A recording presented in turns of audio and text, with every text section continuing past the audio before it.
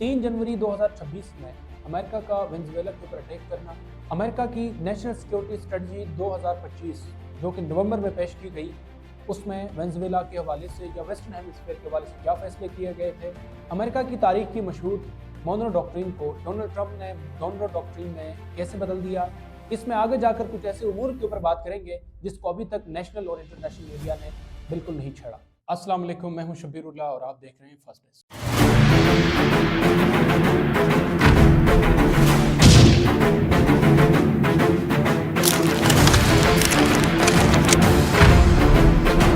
400 साल कबल मसीह थ्यूसिडाइडस ने एथेंस और स्पार्टा के दरमियान होने वाली जंगों को, जिसे पेलोपोनेशियन वॉर कहते हैं, की तारीख लिखते हुए एक बात कही थी, the powerful do what they will and the weak suffer what they must. इसी तनाजुर में 3 जनवरी को वेनेजुएला पर होने वाला अमरीकी हमला इस उसूल की एक जदीद और अमली मिसाल बनकर सामने आता है, जो ये वाज़ेह करता है कि आलमी सियासत में ताकत आज भी फैसलाकुन हैसियत रखती है।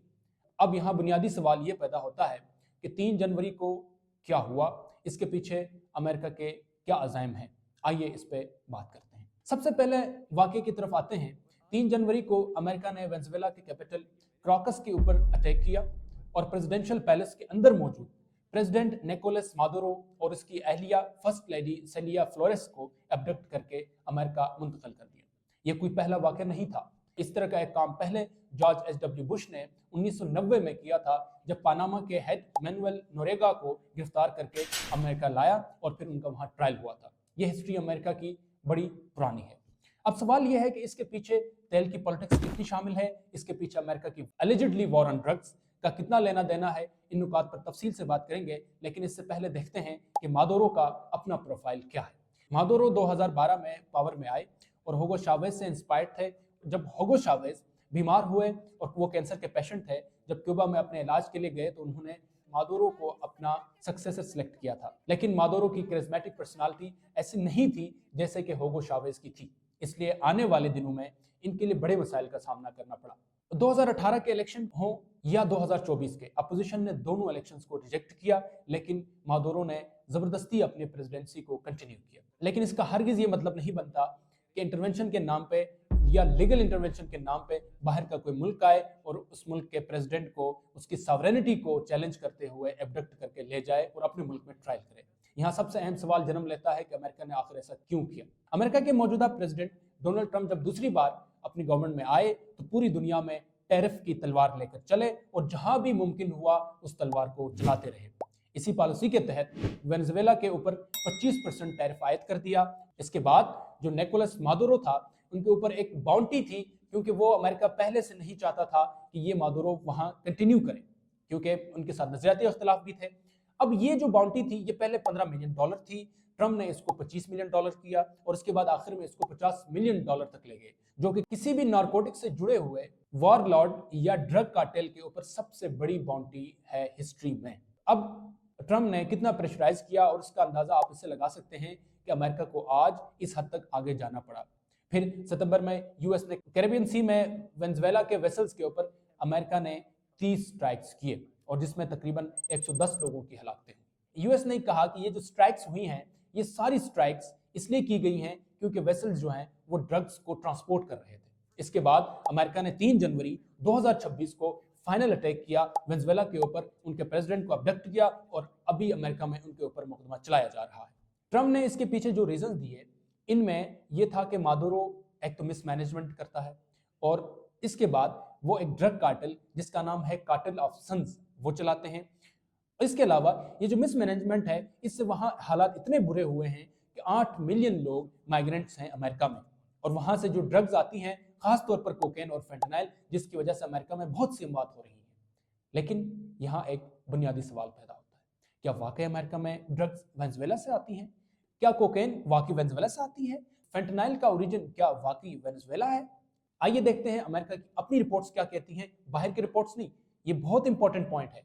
ये पॉइंट आपको इंटरनेशनल मीडिया या जनरल आपको मीडिया नहीं बताएगा। US drug enforcement administration report 2020 के मुताबिक कोकेन की जो सप्लाई होती है उसका सबसे बड़ा ओरिजिन कोलंबिया है और उसकी ट्रांसपोर्ट पैसिफिक से होती है, कैरेबियन सी से नहीं होती। तो इसका मतलब ये हुआ कि वेनेजुएला का इसमें ड्रग लिंक नहीं है जैसा कि बनाया गया है। फिर अगर हम फेंटेनाइल के ऊपर आए तो fentanyl basically 50% more powerful drug है देन कोकेन, जो कि ओवरडोज की वजह से अमेरिका में बहुत सी अमवात का बाइस तो जरूर है। लेकिन क्या फेंटेनाइल वेनेजुएला से आती है? इस पर भी अमेरिका की अपनी रिपोर्ट्स इन दावों को रिजेक्ट करती है।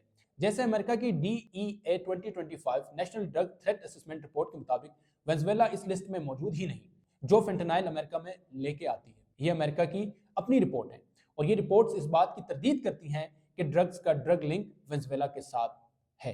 तो फिर सवाल यह है कि अमेरिका ने ऐसा किया क्यों? जाहिर बात है, फेस वैल्यू के लिए आपको कोई ऐसा जवाब तो तराशना होता है, और अगर वीकर स्टेट हो तो जवाब तराशने के बाद इस पर हमला करना कोई मसला ही नहीं। जैसा कि पनामा के मामले में 1990 में हुआ और फिर 1953 में ईरानियन प्राइम मिनिस्टर मुसद्दिक की गवर्नमेंट आई, उन्होंने चीज़ों को नेशनलाइज किया और वहाँ पर भी उनको अपने सीट से डी सीट कर दिया गया। अब असल सवाल यहाँ पर यह है कि अगर ये रीज़न नहीं है तो इसके पीछे अमेरिका के डिज़ाइंस क्या हैं? याद रखें, वेनेजुएला दुनिया में सबसे ज़्यादा तेल के ज़खायर रखने वाला मुल्क है। वेनेजुएला में 303 बिलियन बैरल्स तेल मौजूद है।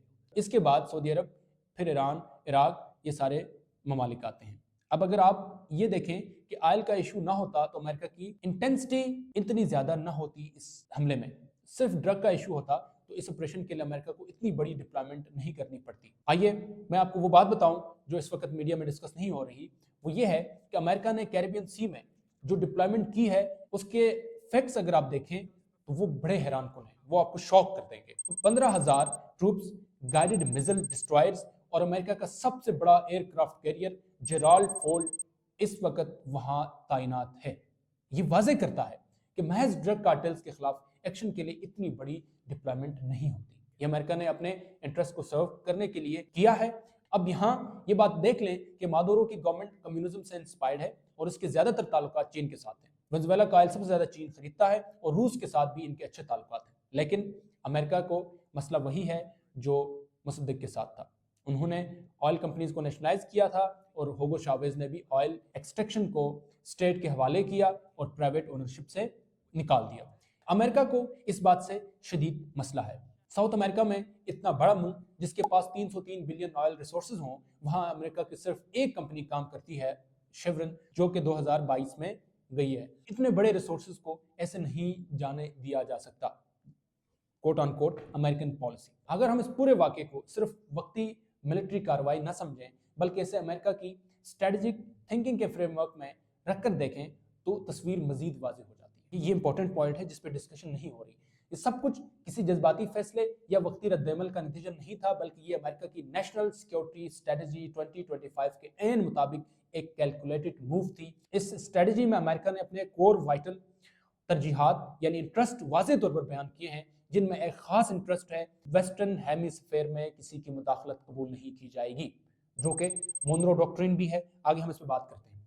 अमेरिका खुद कहता है इस स्ट्रेटजी में कि वेस्टर्न हेमिस्फेयर में हम ये यकीनी बनाना चाहते हैं कि वहाँ के निज़ाम मुस्तहकम हो, वहाँ पर जितने भी ममालिक हैं वहाँ पर गवर्नेंस अच्छी हो ताकि वहाँ से माइग्रेशन ना हो। हम चाहते हैं कि इस खत्ते के हुकूमतें हमारे साथ मिलकर ट्रांसनेशनल क्रिमिनल नेटवर्क और ड्रग कार्टेल्स के खिलाफ काम करें। फिर मजीद इस पॉलिसी में ये लिखा हुआ है कि हम ये भी यकीनी बनाना चाहते हैं कि कोई भी आउटसाइड पावर इस खत्ते में हमारे स्ट्रेटेजिक असासों पर कब्जा ना कर सके। यहाँ पर ये पॉइंट इंतहाई अहम है क्योंकि अमेरिका समझता है कि ये जो स्ट्रेटेजिक असासे हैं इनका ताल्लुक है सप्लाई चेन के साथ। अमेरिका उस सप्लाई चेन को महफूज बनाना चाहता है। और सबसे बढ़कर इस पॉलिसी में लिखा हुआ है, जो कि सबसे इंपॉर्टेंट पॉइंट ये है कि हम इस खत्ते में अपने स्ट्रेटेजिक एक्सेस को बरकरार रखना चाहते हैं। यानी साफ अल्फाज में अमेरिका ने यह ऐलान कर रखा है कि वो मोनरो डॉक्ट्रिन को एक नए अंदाज में दोबारा नाफिज करेगा, बल्कि अब तो कर चुका है, जिसे खुद अमेरिका ने Trump corollary to the Monroe doctrine का नाम दिया है। बल्कि ट्रम्प ने तो ये भी कहा था कि ये अब मोनरो डॉक्ट्रिन नहीं है, डोनरो डॉक्ट्रिन है। इस ट्रम्प कोरेलरी का मतलब यह है कि वेस्टर्न हेमिस्फेयर अब किसी भी सूरत चीन, रूस या ईरान जैसे एक्स्ट्रा रीजनल ममालिक के लिए खुला मैदान नहीं रहेगा। कोई गैर मुल्की ताकत इस खत्ते में फौजी मौजूदगी, स्ट्रेटेजिक सी पोर्ट्स या अहम तवानाई के असासों को कंट्रोल नहीं कर सकेगी। अमेरिका अपने बालादस्ती को न सिर्फ बहाल करेगा बल्कि एक्टिवली इन्फोर्स भी करेगा। इसी तनाजुर में वेनेजुएला का केस महज एक मुल्क का नहीं रहता, बल्कि वो स्ट्रेटेजिक डेमोन्स्ट्रेशन की मिसाल बन जाता है, जो कि अमेरिका पूरी दुनिया के सामने 3 जनवरी को पेश कर चुका है। इस पॉलिसी में मजीद अमेरिका ने वाज़ेह किया है कि अपनी आलमी मौजूदगी को अमेरिका रीएडजस्ट करेगा, नेवी और कोस्ट गार्ड की मौजूदगी बढ़ाएगा ताकि समुद्री रास्तों, ड्रग स्मगलिंग और माइग्रेशन रूट्स को कंट्रोल किया जाए। जहां जरूरी हो वहां लिथल फोर्स के इस्तेमाल से भी गुरेज नहीं करेगा। और सबसे अहम, स्ट्रेटेजिक मुकामात तक रसाई कायम करेगा या इसे वसअत देगा। यही वो फ्रेमवर्क है जिसमें वेनेजुएला के खिलाफ की जाने वाली अस्करी कार्रवाई फिट होती है। याद रहे, मादुरो की हुकूमत सिर्फ एक आमराना या नाकाम हुकूमत नहीं थी। जाहिर बात है ये दो चीज़ें इसके लिए काफ़ी नहीं है कि वहाँ पर अटैक किया जाए, बल्कि अमेरिका के नज़दीक वो चीन के लिए ऑयल सप्लाई करने का दरवाज़ा थी, वो रूस के लिए स्ट्रेटेजिक फुट होल्ड थी, और वो ईरान के लिए जोग्राफियाई असर और रसूख का मौका फराहम करती थी। और ये तीनों चीज़ें ट्रम्प कोरलरी के बराह रास्त खिलाफ थी, यानी मोनरो डॉक्ट्रिन इन दी ट्रम्प एरा।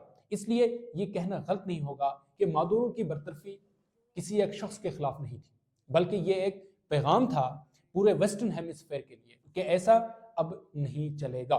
सबसे अहम बात यह है, ये पूरा वाक़या हमें एक तल्ख मगर हकीकत पसंदाना सबक देता है कि इंटरनेशनल पॉलिटिक्स अखलाकियात पर नहीं, ताकत और मफाद पर चलती। मल्टीपोलैरिटी का बयानिया कम से कम वेस्टर्न हेमिस्फेयर की हद तक मुकम्मल तौर पर नाकाम नजर आता है। चीन माशी ताकत रखता है, रूस अस्करी तजुर्बा रखता है, मगर जोग्राफियाई कंट्रोल अब भी अमेरिका के हाथ में है। और जब अमेरिका किसी खत्ते को अपनी कोर नेशनल सिक्योरिटी से जोड़ ले तो फिर यूनाइटेड नेशंस, इंटरनेशनल लॉ या अखलाकी एतराज़ात सानवी हो जाते हैं। जैसा कि थ्यूसिडाइडिस ने सदियों पहले कहा था कि ताकतवर वही करते हैं जो वो कर सकते हैं, और कमज़ोर वही सहते हैं जो इन्हें सहना पड़ता है, क्योंकि उनके पास दूसरा कोई ऑप्शन ही नहीं होता। वेनेजुएला इसी उसूल की ताज़ा तरीन मिसाल है। शुक्रिया।